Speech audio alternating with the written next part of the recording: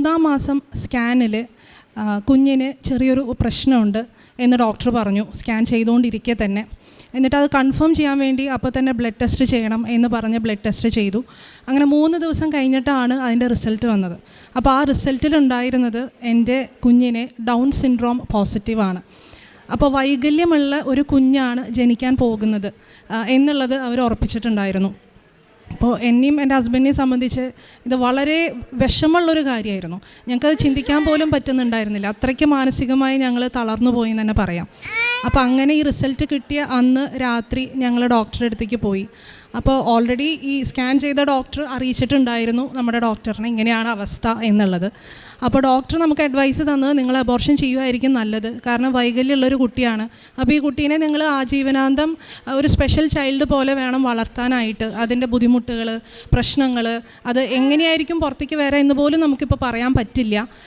തുടങ്ങിയ കാര്യങ്ങളൊക്കെയാണ് ഡോക്ടർ നമ്മുടെ അടുത്ത് വിശദീകരിച്ച് തന്നത്. അപ്പോൾ അബോർഷനാണ് അവർ സജസ്റ്റ് ചെയ്ത ഏറ്റവും നല്ലൊരു മാർഗം എന്നുള്ളത്. പക്ഷേ എനിക്കും എൻ്റെ ഹസ്ബൻഡിനും അത് ഒരിക്കലും ചിന്തിക്കാൻ പറ്റാത്തൊരു കാര്യമായിരുന്നു. അപ്പോൾ ആ ടേബിളിൽ ഇരുന്നു കൊണ്ട് ആ നിമിഷം തന്നെ ഞാൻ ആദ്യം പറഞ്ഞു, ഞങ്ങൾക്ക് എന്തായാലും അബോർഷൻ ചെയ്യാൻ സാധിക്കില്ല, ഞങ്ങൾ ഒരുപാട് ആഗ്രഹിച്ച് നേടിയൊരു കുഞ്ഞാണ്, ഞങ്ങൾ മുന്നോട്ട് പോവുകയാണ് എന്നുള്ളത്. എൻ്റെ ഹസ്ബൻഡും അതേപോലെ തന്നെ സ്ട്രോങ് ആയി പറഞ്ഞു, ഞങ്ങൾ മുന്നോട്ട് തന്നെയാണ് പോകുന്നതെന്ന്. അപ്പോൾ ഡോക്ടർ വീണ്ടും ഞങ്ങളുടെ അടുത്ത് പറഞ്ഞു, ഇതിൽ നിന്ന് നിങ്ങൾക്കുണ്ടാവുന്ന ദോഷങ്ങൾ നിങ്ങൾ ആലോചിക്കുക, എന്നിട്ട് മതി തീരുമാനം എന്നൊക്കെ. അപ്പോൾ ആ ടേബിളിലിരുന്ന് ഞാൻ ഡോക്ടറോട് പറഞ്ഞ ഒറ്റൊരു വാചകം ഇതാണ്: എൻ്റെ ദൈവം പൂർണ്ണനാണ്, അദ്ദേഹം സൃഷ്ടിക്കുന്ന എൻ്റെ കുഞ്ഞും പൂർണ്ണനായിരിക്കും എന്നുള്ളത്. ഇനി ഇതിനെക്കുറിച്ചൊരു ഡിസ്കഷൻ ഞങ്ങളുടെ അടുത്ത് നടത്തരുത് എന്ന് പറഞ്ഞിട്ടാണ് പോകുന്നത്. അപ്പോൾ ഡോക്ടർ പറഞ്ഞു, ഇങ്ങനത്തെ ഒരു വിശ്വാസം ഞാൻ ക്രിസ്ത്യാനികളിൽ മാത്രമേ കണ്ടിട്ടുള്ളൂ എന്നുള്ളത്. പക്ഷേ എൻ്റെ മനസ്സ് തീർത്തും തകർന്നൊരവസ്ഥയിലായിരുന്നു. ഞാൻ അങ്ങനെ പറഞ്ഞുവെങ്കിലും പ്രാർത്ഥിക്കുന്നൊരു വ്യക്തിയാണ് ഞാൻ, അതുകൊണ്ടായിരിക്കാം. പക്ഷെ തീർത്തും തകർന്നൊരവസ്ഥയിലായിരുന്നു. ഇനി എന്തായിരിക്കും ഒന്നും എനിക്കറിയില്ല. അങ്ങനെ അന്ന് രാത്രി തിരിച്ചു വന്ന് പിറ്റേ ദിവസം രാവിലെ എൻ്റെ അമ്മയുടെ അടുത്ത് ഞാൻ ഫോണിലാണ് പറയുന്നത്, ഇങ്ങനത്തെ ഒരു കാര്യം ഞാൻ പൊട്ടിക്കരഞ്ഞ് പറയായിരുന്നു. അപ്പോൾ എൻ്റെ അടുത്ത് എൻ്റെ അമ്മ പറഞ്ഞൊരു കാര്യമാണ്, നീ ഒന്നുകൊണ്ടും പേടിക്കേണ്ട ആവശ്യമില്ല, അമ്മ മാതാവിനോട് പ്രാർത്ഥിച്ചാൽ മതി, ഞാനാണ് പറയണേ, നിൻ്റെ അമ്മയാണ് ഞാനാ പറയണേ, നീ അമ്മ മാതാവിൻ്റെ അടുത്ത് കൃപാസനത്തിൽ പോകും, സാക്ഷ്യം പറയുന്നത് ഇപ്പം തന്നെ നീ നേർന്നോ, നിൻ്റെ കുഞ്ഞിന് ഒരു പ്രശ്നവും വരില്ല എന്നുള്ളത്. ആ നിമിഷം എൻ്റെ മനസ്സ് പൂർണ്ണമായും ആ ഒരു തുറവി എന്ന് പറയില്ലേ, എന്തോ ഒരു ബ്ലോക്കായിരുന്നു എനിക്ക് അമ്മ മാതാവിലേക്ക് വരാനും കൃപാസനവും ഇതെല്ലാം എനിക്കൊരു ബ്ലോക്കായിരുന്നു. ഞാൻ സ്ഥിരമായി കേൾക്കുന്നൊരു കാര്യമാണെങ്കിലും എനിക്ക് ഇങ്ങനത്തെ ഒരു അവസ്ഥയിലൂടെയാണ് അമ്മ മാതാവ് ഒരു പക്ഷേ എനിക്ക് ആ സ്വീകാര്യത എൻ്റെ മനസ്സിന് നൽകിയത്. എൻ്റെ മനസ്സ് ആ നിമിഷം തുറന്നു, പൂർണ്ണമായും ഇതാണ് എൻ്റെ സൊല്യൂഷൻ, ഇവിടെ എനിക്ക് എന്തൊരു സൊല്യൂഷൻ ഉണ്ട് എന്നുള്ള ഒരു ഉറച്ച വിശ്വാസം എനിക്ക് ആ നിമിഷം വന്നു. എനിക്ക് മനസ്സിന് ഭയങ്കര ഒരു ആശ്വാസവും സമാധാനവും വന്നു. ആ നിമിഷം മുതൽ ഞാൻ എൻ്റെ ഗർഭാവസ്ഥയെ, എൻ്റെ കുഞ്ഞിനെ പൂർണ്ണമായി ഞാൻ അമ്മയ്ക്ക് വിട്ടുകൊടുത്തു. പക്ഷെ അന്ന് മുതൽ എനിക്ക് കൃപാസനത്തിൽ വരണം എന്നൊരൊറ്റ ചിന്ത മാത്രമായിരുന്നു മനസ്സിൽ. അതുവരെ ഒരുപാട് അവസരങ്ങളുണ്ടായിരുന്നു, ഞാൻ വന്നില്ല, പ്രാർത്ഥിച്ചില്ല, ഒന്നുമില്ല. പക്ഷെ അതിനുശേഷം ഞാൻ ചെന്നൈയിലാണുള്ളത്. അതിനുശേഷം എങ്ങനെയെങ്കിലും എനിക്ക് അമ്മ മാതാവിൻ്റെ അടുത്ത് എത്തിയാൽ മതി, എൻ്റെ കുഞ്ഞിനെ നേരിട്ട് വന്ന് എനിക്ക് അമ്മ മാതാവിന് സമർപ്പിക്കണം എന്നുള്ള ഒരൊറ്റ ചിന്ത മാത്രമായിരുന്നു. അപ്പം അന്ന് മുതൽ ഞാൻ പ്രാർത്ഥിക്കാൻ തുടങ്ങി. വിശ്വാസ പ്രമാണം എപ്പോഴും ചൊല്ലും, ജപമാലകൾ ചൊല്ലി പ്രാർത്ഥിക്കാൻ തുടങ്ങി. അങ്ങനെ ജനുവരി 10-നാണ് ഞാൻ നേരിട്ട് ചെന്നൈയിൽ നിന്ന് ആലപ്പുഴയിലേക്ക് നേരിട്ട് ഇവിടെ വന്ന് ഇറങ്ങി. ഇവിടെ വന്ന് ജനുവരി 10, 2020 ഞാൻ ഉടമ്പടി എടുത്ത് പ്രാർത്ഥിക്കുന്നത്. ഇതേ സ്ഥലത്ത് അവിടെ ഇരുന്നുകൊണ്ടാണ് ഞാൻ പ്രാർത്ഥിച്ചത്. ഞാനൊന്നും പ്രാർത്ഥിച്ചില്ല, കരച്ചിൽ മാത്രമായിരുന്നു. കരഞ്ഞുകൊണ്ട് മാത്രമാണ് ഞാനിവിടെ ഇരുന്നിരുന്നത്, വേറെ ഒന്നും ഞാൻ പ്രാർത്ഥിച്ചിട്ടില്ല. അപ്പോൾ അങ്ങനെ അമ്മ മാതാവിനെ ഞാൻ അന്ന് ഇവിടെ ഇരുന്ന് പൂർണ്ണമായിട്ടും എൻ്റെ കുഞ്ഞിനെ, ഉദരത്തിലുള്ള എൻ്റെ കുഞ്ഞിനെ, ഇനി നിൻ്റെ കുഞ്ഞാണ് അങ്ങനെ പറഞ്ഞിട്ടാണ് ഞാനിവിടുന്ന് പോയത്. ഇവിടെ വന്ന് എനിക്ക് സാക്ഷ്യം പറയണം, എനിക്ക് പൂർണ്ണമായ ആരോഗ്യമുള്ളൊരു കുഞ്ഞിനെ, ഒരു തരി കുറവ് പോലില്ലാത്തൊരു കുഞ്ഞിനെ എനിക്ക് തന്നേ പറ്റൂ, നിനക്കത് സാധിക്കുമെന്ന് എല്ലാവരും പറയുന്നു, ഞാനും ഇപ്പോൾ വിശ്വസിക്കുന്നു, എനിക്ക് തന്നേ പറ്റൂ എന്ന് ഞാൻ ഉറച്ച് പ്രാർത്ഥിച്ചിട്ട് കുഞ്ഞിനെ ഇവിടെ ഏൽപ്പിച്ചിട്ടാണ് ഞാനിവിടുന്ന് പോകുന്നത്.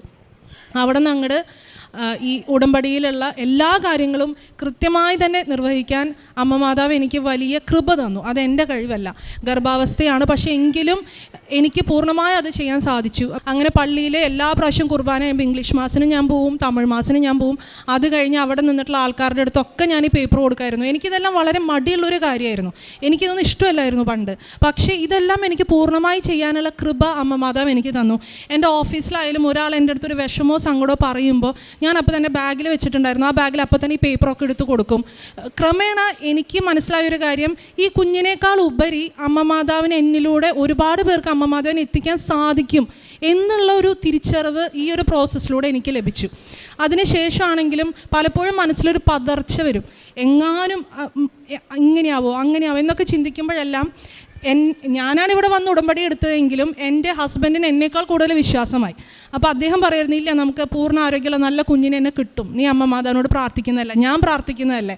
അപ്പോൾ അദ്ദേഹത്തിൽ ആ ഒരു വിശ്വാസം എനിക്ക് കണ്ടു. അതേപോലെ തന്നെ കുടുംബ പ്രാർത്ഥന കൃത്യമായി ഞങ്ങൾ ചെല്ലുമായിരുന്നു, പ്രത്യക്ഷീകരണ എല്ലാ പ്രാർത്ഥനകളും ചെല്ലുമായിരുന്നു.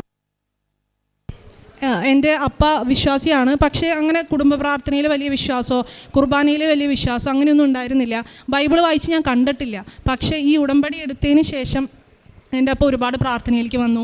ബൈബിൾ ആദ്യമായിട്ട് വായിക്കുന്നത് ഞാൻ അതിന് ശേഷം കണ്ടു. കൃത്യമായൊരു ചിട്ട, പ്രാർത്ഥനയിലൊരു ചിട്ട ഞങ്ങളുടെ കുടുംബത്തിൽ വന്നു. ഇതെല്ലാം ഞങ്ങളുടെ കുടുംബത്തിലുള്ള ആ ഒരു വിശ്വാസവും ചൈതന്യം എല്ലാം ക്രമേണ കൂടിക്കൂടി വന്നു. ഞങ്ങൾക്ക് എല്ലാവർക്കും ആ ഒരു ടെൻഷൻ കുറഞ്ഞു. കാരണം അതിനപ്പുറം വലിയൊരു ശക്തിയുടെ കയ്യിലാണ് എൻ്റെ കുഞ്ഞിനെ ഞാൻ കൊടുത്തിരിക്കുന്നത് എന്ന് തിരിച്ചറിയുമ്പോഴെല്ലാം എനിക്ക് മനസ്സിന് ഭയങ്കര ശാന്തതയായിരുന്നു.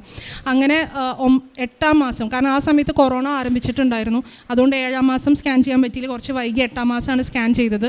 അപ്പോൾ ആ സ്കാനിൽ കുഞ്ഞിൻ്റെ കിഡ്നിക്ക് ഒരു പ്രോബ്ലം ഉണ്ട്, വീർമതിയുണ്ട്, ട്യൂബിനും ചെറുതായിട്ട് വീർമതിയുണ്ട്. അതുകൊണ്ട് യൂറിൻ പാസ് ചെയ്യുന്ന അവസ്ഥ നമുക്ക് ഒന്നും പറയാൻ പറ്റില്ല. കുഞ്ഞ് പുറത്തേക്ക് വന്നാലേ പറയാൻ പറ്റുള്ളൂ, ഇപ്പോഴത്തേക്കൊന്നും പറയാൻ പറ്റില്ല. എന്നാലും ഞങ്ങൾ പറയുകയാണ് എന്ന് പറഞ്ഞ് അതും ഒരു ടെൻഷനായിരുന്നു. അതുപോലെ പ്രസവ സമയത്ത് നമുക്ക് ഹോസ്പിറ്റലിൽ കിട്ടുന്നുണ്ടായിരുന്നില്ല, നാട്ടിൽ വരാനായിരുന്നു പ്ലാൻ. അവിടെയെല്ലാം അമ്മമാരുടെ വലിയൊരു ക്രമീകരണം ഉണ്ടായിരുന്നു. അത് ഞാൻ പറഞ്ഞാൽ എത്രമാത്രം അത് നിങ്ങൾക്ക് മനസ്സിലാവുമെന്ന് എനിക്ക് അറിഞ്ഞുകൂടാ. പക്ഷെ അതിലൂടെ കടന്നു പോയ എനിക്ക് അറിയാം അത് അമ്മ മാതാവിൻ്റെ കരമാണ് അവിടെയെല്ലാം പ്രവർത്തിച്ചത് എന്നുള്ളത്. ഞാൻ ജോലി കഴിഞ്ഞ് വരുമ്പോഴും സ്ഥിരമായി സാക്ഷ്യങ്ങൾ കാണുമായിരുന്നു. പ്രാർത്ഥിക്കാൻ എപ്പോഴും കരച്ചിലാണ്. അപ്പോൾ കൂടുതൽ ജോലി കഴിഞ്ഞ് വന്നാൽ ജോലിയുടെ ഇടയിലാണെങ്കിലും ഞാൻ എപ്പോഴും സാക്ഷ്യം കേൾക്കുമായിരുന്നു. അപ്പോഴെല്ലാം എനിക്ക് ഫീൽ ചെയ്തൊരു കാര്യം, ഞാനൊരു വിശ്വാസത്തിൽ ഒരു 2 അടി പിന്നിലേക്ക് പോകുമ്പോഴായിരിക്കും അമ്മ മാതാവ് എനിക്ക് ചേർന്ന ഒരു സാക്ഷ്യം എനിക്ക് ഇട്ട് തരും. അപ്പോൾ എൻ്റെ വിശ്വാസം ഒരു 4 മടങ്ങ് വർദ്ധിക്കും. അപ്പോൾ ഈ സാക്ഷ്യങ്ങൾ എന്തിനാ അങ്ങനെയൊക്കെ ഞാൻ ആലോചിച്ചിട്ടുണ്ടായിരുന്നു. അല്ലെങ്കിൽ സാക്ഷ്യം പറയാൻ പോലും എനിക്ക് പറ്റുമെന്ന് പോലും ഞാൻ ആലോചിച്ചിട്ടുണ്ട്. എന്തിനിപ്പോൾ സാക്ഷ്യം പറഞ്ഞിട്ട്, നമുക്ക് നേരിട്ട് പറഞ്ഞാൽ പോരെ എന്നൊക്കെ. പക്ഷേ ഈ ഓരോ സാക്ഷ്യം ഞാൻ ഓഫീസിലിരുന്ന് കേൾക്കുമ്പോൾ വളരെ മനസ്സ് പതറുന്ന സമയത്ത് ഈ ഒരു സാക്ഷ്യം തരുന്ന ആ ഒരു എനർജി, ആ ഒരു വിശ്വാസത്തിൻ്റെ 10 മടങ്ങാണ് എൻ്റെ മനസ്സിൽ വന്ന് നിറയാറ്. അപ്പോൾ തൊട്ട് ഞാൻ ആഗ്രഹിക്കായിരുന്നു എനിക്കിതുപോലൊരു സാക്ഷ്യം പറയണം, ആഗ്രഹിച്ച് സാക്ഷ്യം പറയണം, വെറുതെ അല്ല ആഗ്രഹിച്ച് സാക്ഷ്യം പറയണം എന്നുള്ളത്. പിന്നെ 9-ാം മാസത്തിൽ ഇപ്പോൾ കുട്ടിയുടെ തല തിരിയുന്നില്ല. അപ്പോൾ അവർ പറഞ്ഞു ഇങ്ങനത്തെ കുട്ടികളിൽ അങ്ങനെയൊക്കെ ഉണ്ടായിരിക്കും, തല ചിലപ്പോൾ വലിപ്പം കൂടുതലായിരിക്കും, കാലിന് നീളം കൂടുതലായിരിക്കും. അപ്പോൾ ഇതൊക്കെ ഉള്ളതാണ്. പിന്നെ ത്രൂ ഔട്ട് നമ്മൾ സ്കാനും ഇതിന് ട്രീറ്റ്മെൻറ്റൊക്കെ പോകുമ്പോൾ ഈ ഡോക്ടേഴ്സ് എല്ലാവരും എന്തിനാണ് നിങ്ങളിങ്ങനെ റിസ്ക് എടുത്തത്, ലൈക്ക് നിങ്ങൾക്ക് എന്തിനാണ് അതിൻ്റെ ആവശ്യം, നിങ്ങൾക്ക് അബോർഷൻ ചെയ്താൽ പോരെ എന്നുള്ളൊരു ചോദ്യം എപ്പോഴും ചോദിച്ചുകൊണ്ടിരുന്നിരുന്നു. പക്ഷെ അതെല്ലാം നമുക്കത് ഏഷാദിയായി. കാരണം അവിടെയെല്ലാം മാതാവിൻ്റെ വലിയൊരു ശക്തി, ഇടപെടൽ, വിശ്വാസം ഇതെല്ലാം ഉണ്ടായിരുന്നു. അങ്ങനെ ആ ദിവസം എത്തി. എനിക്ക് പൂർണ്ണ ആരോഗ്യമുള്ള, ഒരു തരി കുഴപ്പം പോലില്ലാത്ത ഏറ്റവും നല്ലൊരു മകനെ എനിക്ക് അമ്മ മാതാവ് തന്ന് അനുഗ്രഹിച്ചു. അപ്പോൾ ഡോക്ടേഴ്സ് അടക്കം പറഞ്ഞു നിങ്ങളുടെ വിശ്വാസമാണ് നിങ്ങളെ രക്ഷിച്ചിരിക്കുന്നത്. ഇങ്ങനത്തെ ഒരു വിശ്വാസം നമ്മൾ കണ്ടിട്ടില്ല. അവരെന്നെ വേറെ പേഷ്യൻസിൻ്റെ അടുത്തൊക്കെ പറഞ്ഞു, അവർ നമ്മുടെ അടുത്ത് വന്ന് സംസാരിക്കുമായിരുന്നു, നിങ്ങൾക്ക് എങ്ങനെ ഇങ്ങനെ ഒരു റിസ്ക് എടുക്കാൻ സാധിച്ചു എന്നൊക്കെ ഉള്ളത്. അപ്പോൾ അത് നമ്മുടെ റിസ്ക് അല്ല, അതെനിക്ക് പൂർണ്ണമായി ബോധ്യമുണ്ട്. ഈ ഒരു കൃപയും അനുഗ്രഹവും എല്ലാം തന്നിട്ടുള്ളത് എനിക്ക് അമ്മ മാതാവാണ്. അപ്പോൾ എനിക്ക് എപ്പോഴും ഞാൻ ആലോചിക്കും എന്തുകൊണ്ട് കൃപാസനം എന്നുള്ളത്. നമ്മളെപ്പോഴും പറയും നമ്മൾ ഹാർഡ് വർക്ക് ചെയ്യണം, എല്ലാത്തിനും നമ്മൾ ഹാർഡ് വർക്ക് കേൾക്കാറുണ്ട്. പക്ഷേ പ്രാർത്ഥനയ്ക്ക് ഒരു ഹാർഡ് വർക്ക് എനിക്കാരും പറഞ്ഞു തന്നിട്ടില്ല. പക്ഷേ ആ ഹാർഡ് വർക്കാണ് കൃപാസനത്തിൽ. നമ്മൾ ഹാർഡ് വർക്ക് ചെയ്ത് തന്നെ പ്രാർത്ഥിക്കണം. ഞാൻ 5:30 നേരത്തെ രാവിലെ 5:30 ഈ നിറവയറായിട്ട് ഞാൻ മുട്ടുകുത്തി ഇന്ന് കൊന്തെത്തിച്ച് പ്രത്യക്ഷീകരണ പ്രാർത്ഥന ചെല്ലുമായിരുന്നു. എനിക്കിപ്പോൾ ഓർമ്മയുണ്ട്, വെയിറ്റ് കാരണം എൻ്റെ 2 മുട്ടും 2 സൈഡിലേക്ക് പോകും, വീണ്ടും നിൽക്കും. പക്ഷേ അതെല്ലാം ഒരു ഹാർഡ് വർക്കാണ്. ആ ഹാർഡ് വർക്കിൻ്റെ വലിയ കൃപയാണ് അമ്മ മാതാവ് എനിക്ക് തന്നത്. എൻ്റെ ഈശോ എനിക്ക് അമ്മ മാതാവിലൂടെ നേടിത്തന്ന വലിയ കൃപയാണ് എൻ്റെ മകൻ. ഞാൻ എൻ്റെ ജീവിതത്തിൽ കണ്ട ഏറ്റവും വലിയ അത്ഭുതമാണ്. എൻ്റെ ദൈവം എനിക്ക് തന്ന ഏറ്റവും വലിയ അത്ഭുതമാണ് ഇന്ന് എൻ്റെ മകൻ. ഒരു കുഴപ്പമില്ലാതെ, കിഡ്നിക്കും കുഴപ്പമില്ല, യാതൊരു പ്രശ്നമില്ലാത്ത നല്ലൊരു മകനെ എനിക്ക് എൻ്റെ അമ്മ മാതാവ് തന്ന് അനുഗ്രഹിച്ചു.